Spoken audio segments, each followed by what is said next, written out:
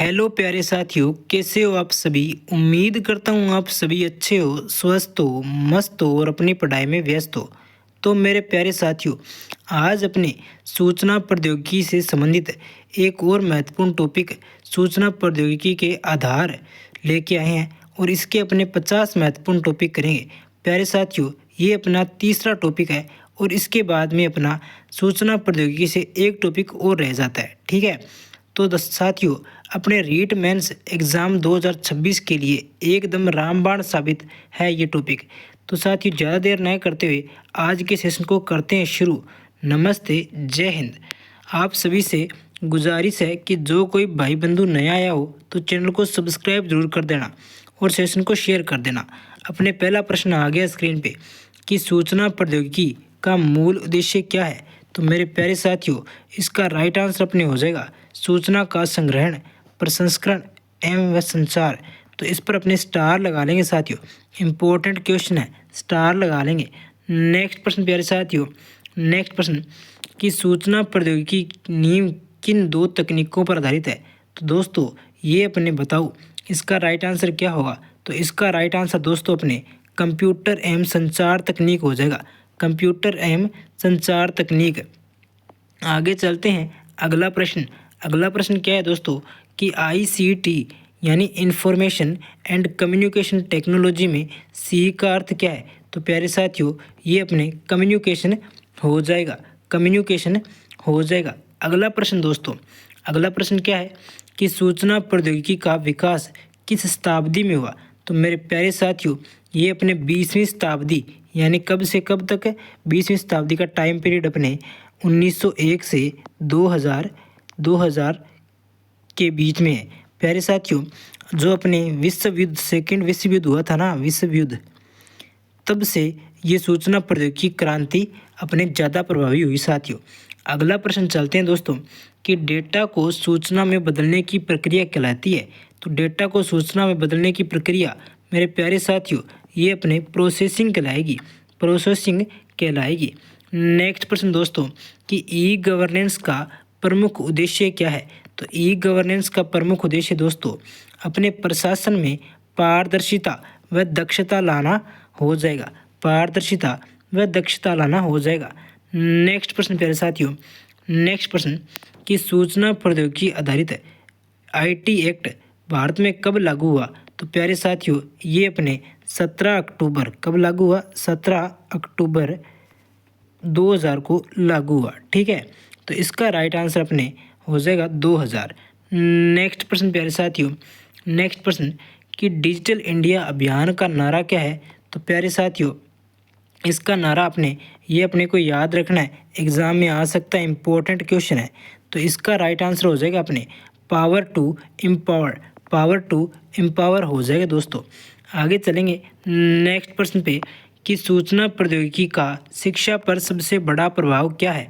तो प्यारे साथियों, ये अपने ज्ञान में त्वरित प्रसार करती है, ज्ञान में त्वरित प्रसार करती है दोस्तों।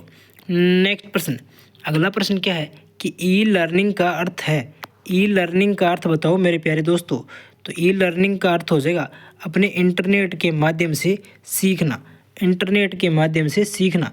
आगे चलेंगे नेक्स्ट प्रश्न पे दोस्तों कि सूचना प्रौद्योगिकी के अंतर्गत क्लाउड शब्द का प्रयोग किसके लिए किया जाता है। तो दोस्तों, इसका प्रयोग अपने इंटरनेट आधारित डेटा के संग्रहण हेतु करते हैं, इंटरनेट आधारित डेटा के संग्रहण हेतु। नेक्स्ट प्रश्न दोस्तों कि सूचना प्रौद्योगिकी में साइबर क्राइम तात्पर्य है, साइबर क्राइम से तात्पर्य क्या होगा।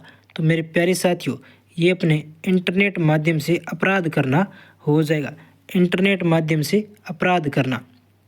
आगे चलेंगे नेक्स्ट प्रश्न पे कि WAN यानी वान का अर्थ बताओ। कंप्यूटर नेटवर्क में वान का अर्थ हो जाएगा वाइड एरिया नेटवर्क दोस्तों, वाइड एरिया नेटवर्क हो जाएगा। आगे चलते हैं नेक्स्ट प्रश्न पे कि सूचना सुरक्षा का प्रमुख घटक क्या है। तो मेरे प्यारे साथियों, इसके प्रमुख घटक हो जाएंगे अपने गोपनीयता, अखंडता और उपलब्धता। तो इसका राइट आंसर हो जाएगा अपने डी, उपयुक्त सभी हो जाएगा दोस्तों। आगे चलेंगे नेक्स्ट प्रश्न पे कि आईसीटी का उपयोग शिक्षा में किस प्रकार होता है। तो प्यारे साथियों, ये अपने शिक्षण को रोचक बनाता है, शिक्षण की गुणवत्ता बढ़ाना और शिक्षार्थी की सहभागिता बढ़ाना। तो इसका आंसर भी अपने उपयुक्त सभी हो जाएगा मेरे प्यारे साथियों। आगे चलेंगे नेक्स्ट प्रश्न पे कि ई कॉमर्स का अर्थ क्या है। तो प्यारे साथियों इसका अर्थ हो जाएगा अपने क्या हो जाएगा, बताओ अपने इसका आंसर बताओ दोस्तों। ई कॉमर्स का अर्थ, तो ई कॉमर्स का अर्थ मेरे प्यारे साथियों हो जाएगा इलेक्ट्रॉनिक माध्यम से व्यापार, इलेक्ट्रॉनिक माध्यम से व्यापार। आगे चलेंगे नेक्स्ट प्रश्न पे कि सूचना प्रौद्योगिकी में डेटा क्या होता है। तो प्यारे साथियों सूचना प्रौद्योगिकी में डेटा क्या होता है, तो इसमें जो डेटा होता है प्यारे साथियों वह असंसाधित तथ्य होता है, असंसाधित तथ्य। नेक्स्ट प्रश्न दोस्तों, नेक्स्ट प्रश्न कि भारत में सूचना प्रौद्योगिकी का केंद्र कहाँ है, कहाँ है। तो प्यारे साथियों भारत में सूचना प्रौद्योगिकी का केंद्र कहाँ हो जाएगा, बेंगलुरु में। और इसे भारत का अपने भारत का क्या बोलते हैं, इसका उपनाम भारत की सिलिकॉन वैली। ठीक है, याद रखना, ये प्रश्न भी आता है कई बार एग्जाम में पूछा गया है। सिलिकॉन वैली ये इसका उपनाम है, ध्यान रखना। आगे चलेंगे दोस्तों नेक्स्ट प्रश्न पे कि सूचना प्रौद्योगिकी का सामाजिक प्रभाव क्या है। तो प्यारे साथियों सूचना प्रौद्योगिकी का अपने जो सामाजिक प्रभाव हो जाएगा वो क्या हो जाएगा दोस्तों, तो वो मेरे प्यारे साथियों अपने हो जाएगा क्या हो जाएगा, लोगों के बीच जुड़ाव हो जाएगा और सामाजिक नेटवर्किंग, सूचना की पहुंच। तो प्यारे साथियों उपयुक्त सभी हो जाएगा, क्या हो जाएगा, उपयुक्त सभी। नेक्स्ट प्रश्न पे चलेंगे दोस्तों। नेक्स्ट प्रश्न कि ईमेल का उपयोग किया जाता है। तो ईमेल का उपयोग प्यारे साथियों अपने संदेश भेजने व प्राप्त करने में किया जाता है साथियों, संदेश भेजने व प्राप्त करने में किया जाता है मेरे प्यारे साथियों। आगे चलेंगे नेक्स्ट प्रश्न पे कि सूचना प्रौद्योगिकी में इंटरनेट की भूमिका क्या है। तो प्यारे साथियों इंटरनेट की भूमिका अपने बताओ इसका राइट आंसर। तो प्यारे साथियों इसका राइट आंसर अपने हो जाएगा क्या हो जाएगा, इससे अपने वैश्विक संचार, डेटा का आदान प्रदान और ज्ञान का प्रसार। तो साथियों अपने इसमें उपयुक्त सभी हो जाएगा। नेक्स्ट प्रश्न दोस्तों कि WW का आविष्कार किसने किया। तो प्यारे साथियों WW का आविष्कार अपने किसने किया दोस्तों, तो बताओ इसका आविष्कार अपने किसने किया, टिम बर्नर्स ली ने किया साथियों। नेक्स्ट प्रश्न दोस्तों, नेक्स्ट प्रश्न क्या है, नेक्स्ट प्रश्न बताऊं कि अपने सूचना प्रौद्योगिकी ने प्रशासनिक कार्यों को बनाया है, क्या बनाया है। तो इसने जो प्रशासनिक कार्य है उसे पारदर्शी और तीव्र बनाया है दोस्तों, पारदर्शी और तीव्र। नेक्स्ट प्रश्न पे चलेंगे दोस्तों। नेक्स्ट प्रश्न पे कि सूचना प्रौद्योगिकी की सहायता से नागरिकों को क्या सुविधा मिली है। तो इससे जो अपने ई सेवाएं मिल गई और ऑनलाइन आवेदन मिल गए दोस्तों, ऑनलाइन आवेदन अपने आसानी से कर सकते हैं और डिजिटल भुगतान। तो इसका राइट आंसर अपने उपयुक्त सभी हो जाएगा साथियों। आगे चलेंगे नेक्स्ट प्रश्न पे कि ICT के उपयोग से शिक्षक की भूमिका बन जाती है प्यारे साथियों, क्या बन जाती है। तो ये अपने फैसिलिटेटर यानी मार्गदर्शक के रूप में बन जाती है। जिस किसी भाई को अपने रीट में सिलेक्शन लेना है पहली बार में, उसके लिए एकदम रामबाण साबित हो जाएगी दोस्तों ये सेशन अपने, ठीक है। और ज़्यादा से ज़्यादा इस सेशन से जुड़ जाइए दोस्तों। आगे चलते हैं अपने नेक्स्ट प्रश्न पे कि दोस्तों सूचना का अर्थ है, सूचना का अर्थ क्या होता है दोस्तों। तो इसका अर्थ होता है अपने अर्थपूर्ण डेटा हो जाएगा दोस्तों, अर्थपूर्ण डेटा, ठीक है। नेक्स्ट प्रश्न पे चलेंगे दोस्तों। नेक्स्ट प्रश्न पे क्या है, नेक्स्ट प्रश्न कि ICT आधारित शिक्षण का प्रमुख उद्देश्य क्या हो जाएगा। तो प्यारे साथियों इसका जो प्रमुख उद्देश्य क्या होगा, अपने ज्ञान का एकीकरण, रचनात्मक सोच, सहयोगात्मक सीखना। तो इसका राइट आंसर हो जाएगा अपने उपयुक्त सभी हो जाएगा प्यारे साथियों। डिजिटल साक्षरता का अर्थ क्या है।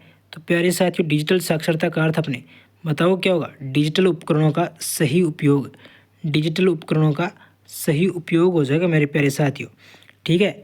डिजिटल उपकरणों का सही उपयोग हो जाएगा। नेक्स्ट प्रश्न पे चलते हैं दोस्तों कि ई लाइब्रेरी का लाभ क्या है।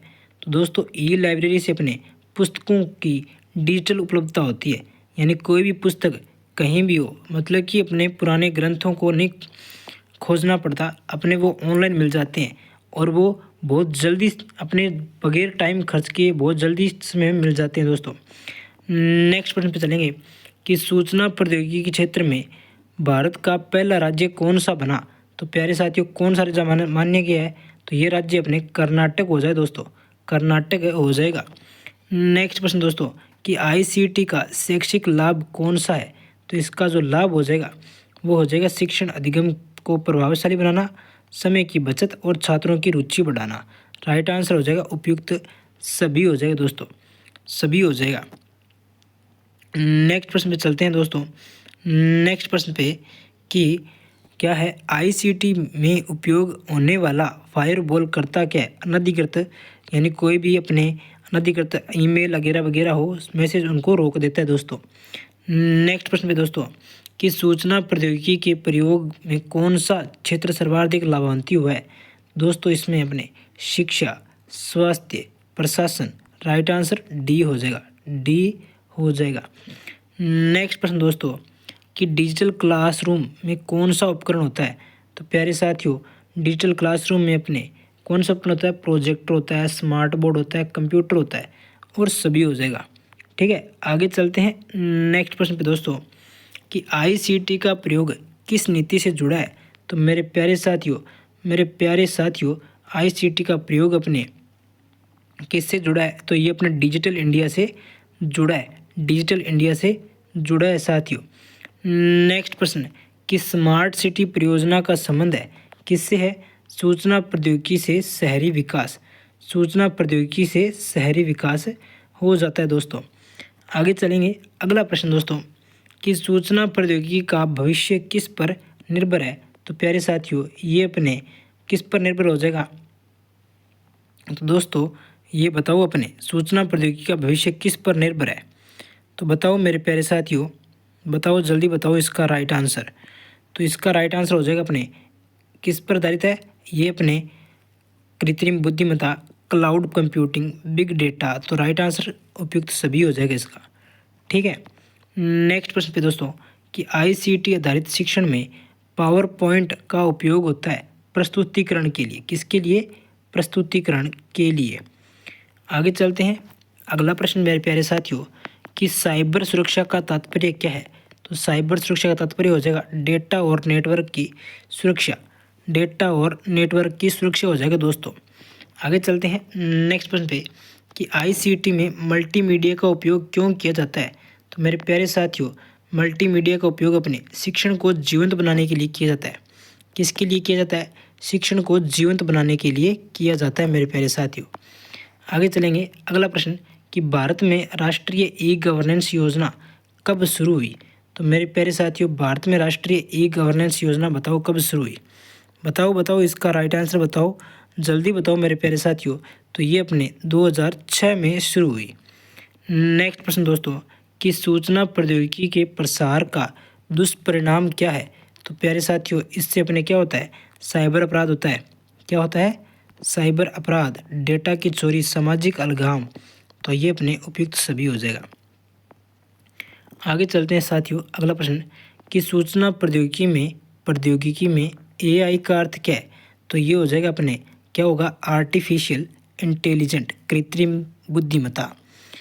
नेक्स्ट प्रश्न साथियों, नेक्स्ट प्रश्न कि आईसीटी का शिक्षा में उपयोग बढ़ता है शिक्षण की पारदर्शिता, गुणवत्ता, प्रभावशीलता और छात्र सहभागिता। तो राइट आंसर अपने डी हो जाएगा मेरे प्यारे साथियों। नेक्स्ट प्रश्न कि सूचना प्रौद्योगिकी ने ग्रामीण भारत को क्या दिया। तो ई कृषि, ई स्वास्थ्य और ई शिक्षा। राइट आंसर इसका भी अपने डी कर देंगे, डी टिक कर देंगे प्यारे साथियों। आगे चलते हैं अगला प्रश्न कि ई बुक का लाभ क्या है। कहीं से भी उपलब्ध होती है, सस्ती और अद्यतन सामग्री होती है। तो इसका राइट आंसर भी अपने डी हो जाएगा साथियों, राइट आंसर अपने डी हो जाएगा। आगे चलेंगे साथियों नेक्स्ट प्रश्न पे कि सूचना प्रौद्योगिकी का मुख्य अंग कौन सा नहीं है, नहीं वाला बताना है अपने को। तो इसका अपने राइट आंसर मौसम हो जाएगा। नेटवर्क है, सॉफ्टवेयर है और हार्डवेयर भी अपने हो जाएगा। नेक्स्ट प्रश्न साथियों कि ई गवर्नेंस में ई का अर्थ क्या होगा। तो ई गवर्नेंस में ई का अर्थ इलेक्ट्रॉनिक हो जाएगा साथियों। नेक्स्ट प्रश्न प्यारे साथियों कि सूचना प्रौद्योगिकी के बिना आधुनिक समाज कैसा हो जाएगा? तो आधुनिक समाज प्यारे साथियों वो ठहर सा जाएगा। साथियों आगे चलते हैं लास्ट प्रश्न पे कि सूचना प्रौद्योगिकी का वर्तमान युग कहलाता है। क्या कहलाएगा? तो ये अपना डिजिटल युग कहलाएगा। साथियों जो कोई भाई बंधु नया आए हो चैनल को सब्सक्राइब करना ना भूलें और ज़्यादा से ज़्यादा सेशन को शेयर करें, ठीक है। और इसके बाद में साथियों अपने इस सूचना प्रौद्योगिकी से एक टॉपिक और रहता है और आप कमेंट में बताना कि आपको नेक्स्ट टॉपिक किस सब्जेक्ट से कराने हैं। मिलते हैं अपने नेक्स्ट सेशन में, तब तक के लिए धन्यवाद।